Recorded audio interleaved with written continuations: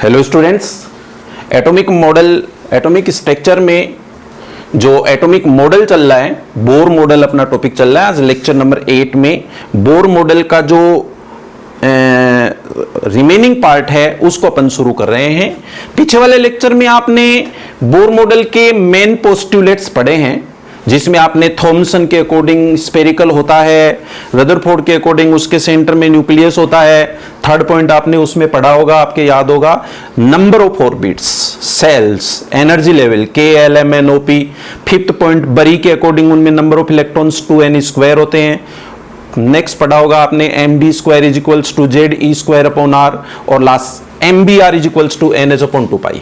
आज का जो अपना टॉपिक है एटॉमिक मॉडल में, बोर का जो एटॉमिक मॉडल चल रहा है, बोर्स एटॉमिक मॉडल, उसमें रेडियस की कैलकुलेशन कैसे की जाती है। रेडियस ऑफ बोर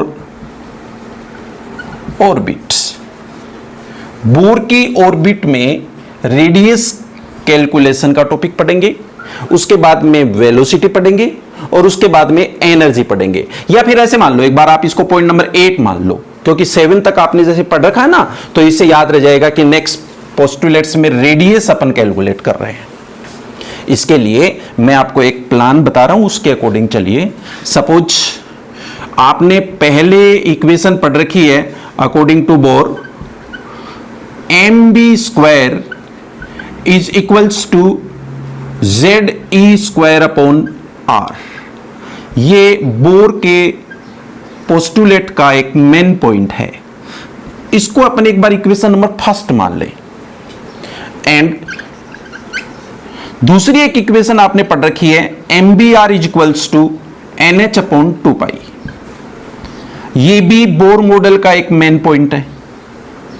इसको अपन एक बार इक्वेशन नंबर 2 मान लेते हैं। ये जो इक्वेशन 1 और इक्वेशन 2 है, इन्हीं से अपन रेडियस कैलकुलेट करेंगे, इन्हीं से वेलोसिटी कैलकुलेट करेंगे, और इस इक्वेशन से ही हम एनर्जी कैलकुलेट कर लेंगे। तो पहले अपन रेडियस का पार्ट अपन शुरू कर रहे हैं। इसके लिए ये जो इक्वेशन नंबर 2 है ना, इसको एक बार दोबारा से देखो आप। फ्रॉम इक्वेशन 2, इसी को मैं कैसे लिख सकता हूं, देखना, v = आप बोल के बताओ मेरे साथ में, v = क्या लिखेंगे आप, nh/2π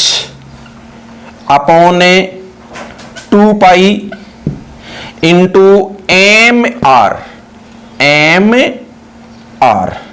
देखो मैंने इक्वेशन 2 से ये v निकाला है।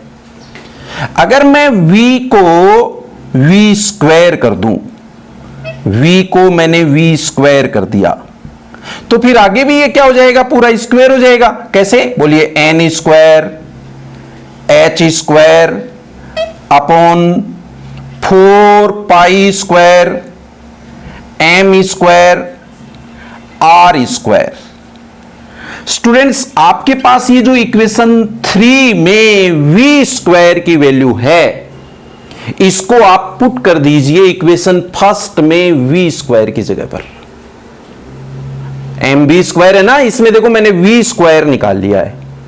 ये ऐसी की ऐसी वैल्यू आप एक बार यहां रख करके देखिए, और फिर बताइए मैं कैसे नोट करूं। तो आप देखो, इस इक्वेशन को देखते जाइए, बोलिए m, मैं क्या नोट करूं, the substitute the value of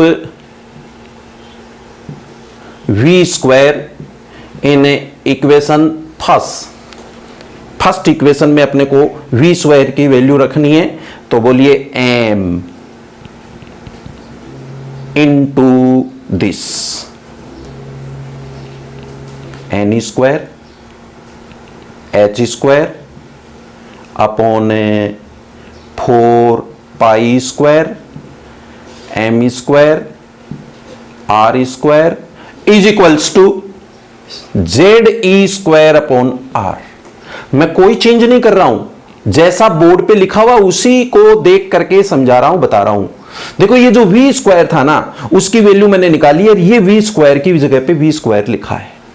अब आपको जो कैंसिल होने वाला वो कैंसिल कर दीजिए। देखो मुझे लग रहा है एक तो m से ये m कैंसिल होगा तो m बच जाएगा एक यहां पर, और ये r स्क्वायर है, इसको अगर मैं यहां शिफ्ट करूं तो ये r से r कैंसिल हो जाएगा। तो आपके पास में क्या बच गया, ये देखो इसको प्लान से लेके आओ, r इज इक्वल्स टू क्या बचा, मैं इस r को यहां ले गया ना, तब आपके पास में n square h square upon 4 pi square m into Z E square, ये आपके पास में r यानी रेडियस का फॉर्मूला आ गया है। काफी अच्छा इंपॉर्टेंट फॉर्मूला माना जाता है। इस फॉर्मूले में हम सारी वैल्यूज रखेंगे, तब अपने पास कैलकुलेशन हो जाएगी। एक बार फिर रिपीट कर लो, देखो r means radius, n square h square 4 pi square m into Z E square. चलते हैं आगे। इनमें जो जो वैल्यूज, जो जो सिंबल आप देख रहे हैं, ये सब आपको पता रहना चाहिए। देखो सबसे पहले क्या लिखा हुआ है, r यानी रेडियस ऑफ बोर्स ऑर्बिट्स। हमें ये रेडियस कैलकुलेट करनी थी, रेडियस ऑफ बोर्स ऑर्बिट्स। उसके बाद क्या दिख रहा है आपको, n नंबर ऑफ ऑर्बिट्स। कौन से ऑर्बिट की अपन बात करेंगे, फर्स्ट ऑर्बिट है तो 1, सेकंड ऑर्बिट है तो 2, थर्ड ऑर्बिट है तो 3, ऐसे आ जाएगा। h होता है प्लैंक कांस्टेंट, प्लैंक कांस्टेंट,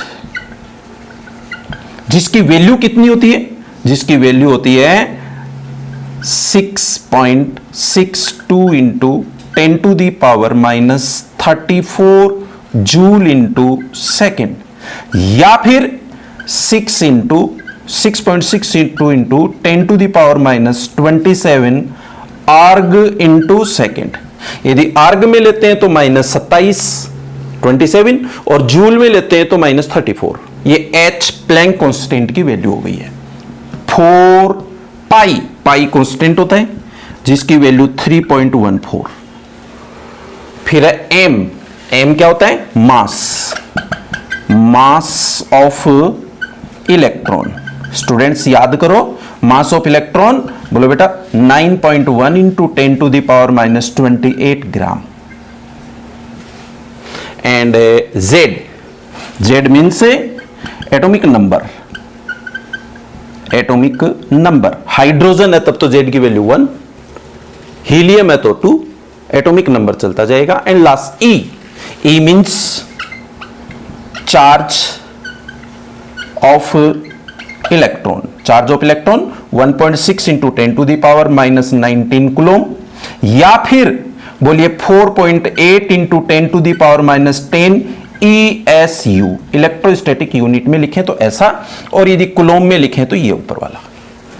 ये सारी वैल्यूज यदि आप इक्वेशन नंबर 4 में रख दें तो फिर इक्वेशन नंबर 4 को कैसे लिखा जाएगा, मैं दोबारा से नोट करूं तो बोलिए r is equals to n square. ये कांस्टेंट वैल्यू है, ये हम यहां पर रखेंगे नहीं क्योंकि हमें अलग अलग ऑर्बिट के लिए रेडियस निकालनी है और ऐसे ही अलग अलग एटम के लिए निकालनी है। So upon z।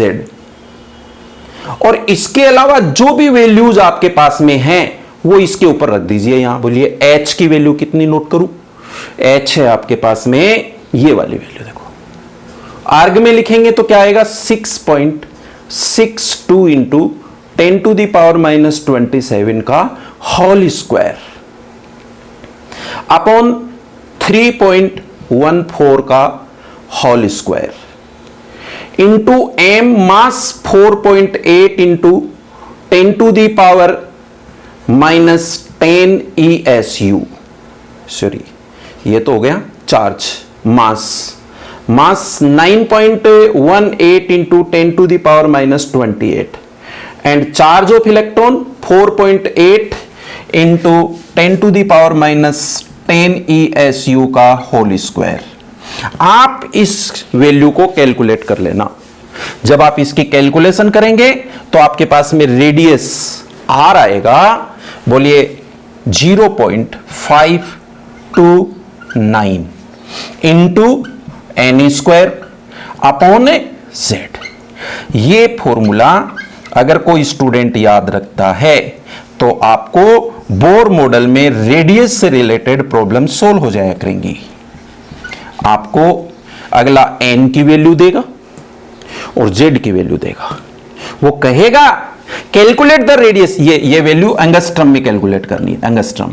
आपको ये बोलेगा कि calculate the radius of Bohr orbit for hydrogen atom first orbit, तो n की value first they the, hydrogen z की वैल्यू 1 दे दी, हीलियम तो z की वैल्यू 2, सेकेंड ऑर्बिट तो n की वैल्यू 2।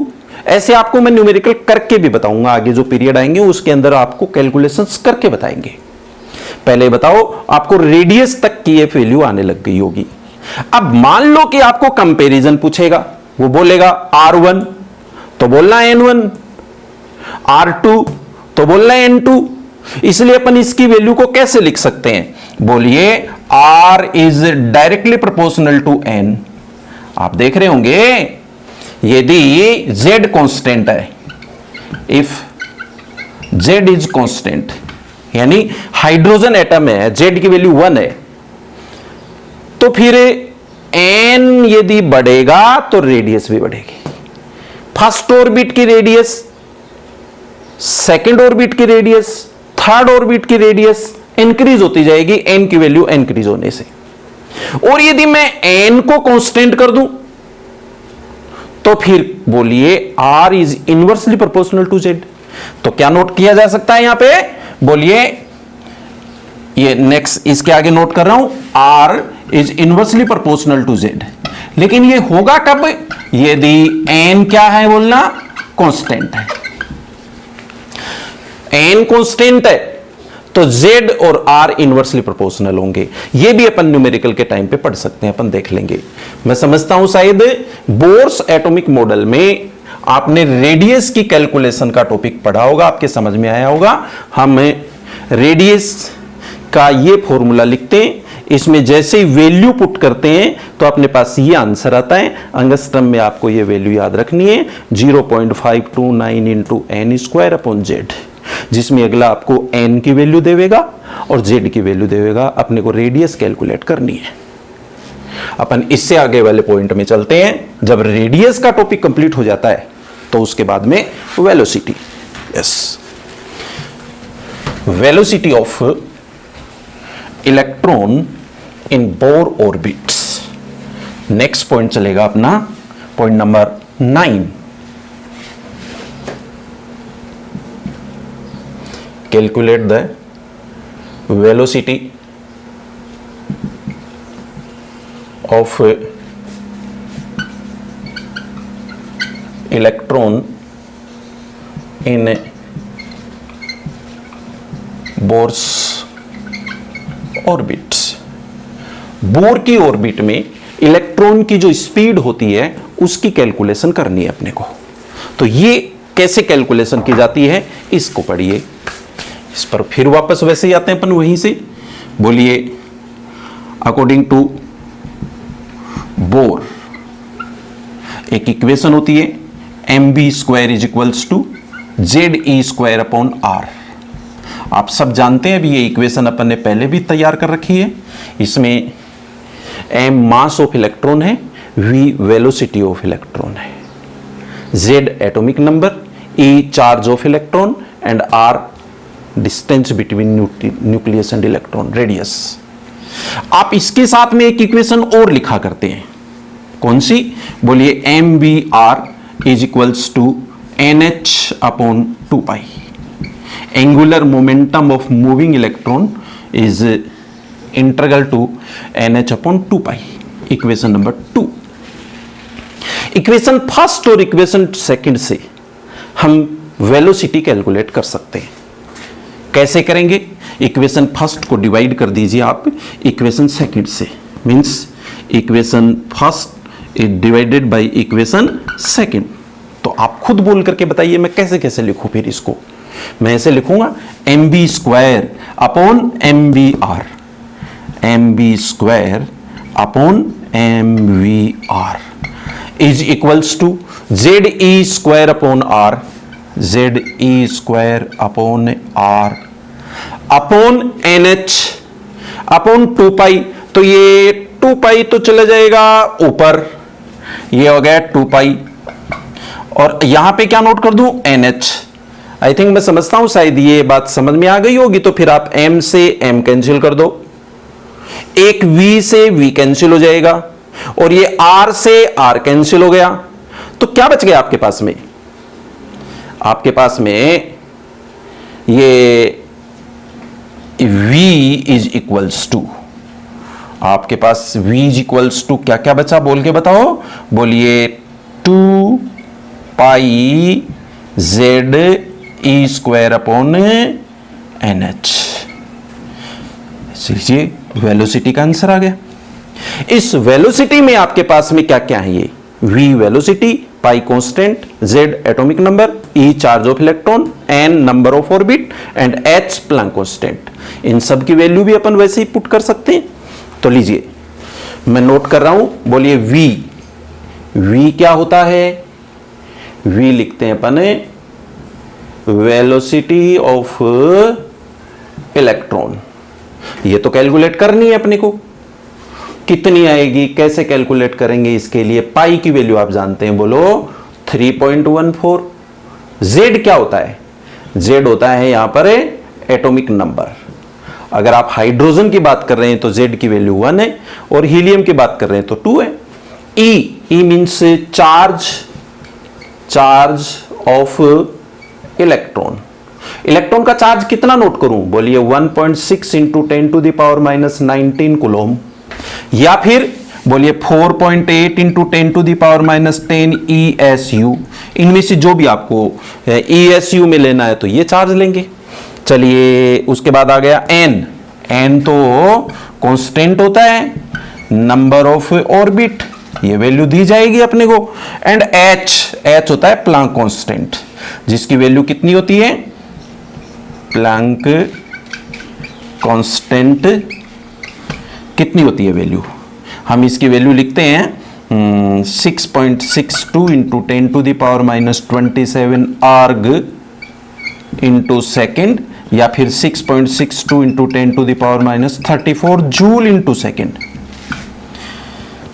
ये वैल्यूज यदि अपन इक्वेशन नंबर 3 में रखें, ये थर्ड इक्वेशन है, इसमें अगर सारी वैल्यूज रख दें तो अपने पास वेलोसिटी की वैल्यू आंसर आ जाएगा।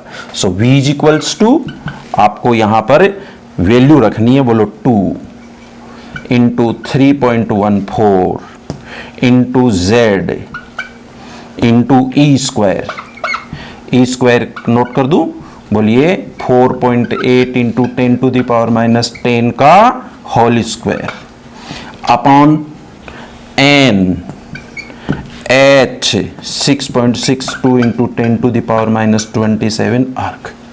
ये जब आप कैलकुलेशन करेंगे तो इस कैलकुलेशन का जो अपने पास आंसर आएगा वो मैं यहां ऊपर नोट कर रहा हूं, आप देखिए पढ़िए। V is equals to velocity of electron is equals to 2.18 into 10 to the power 8, 2.18 into 10 to the power 8।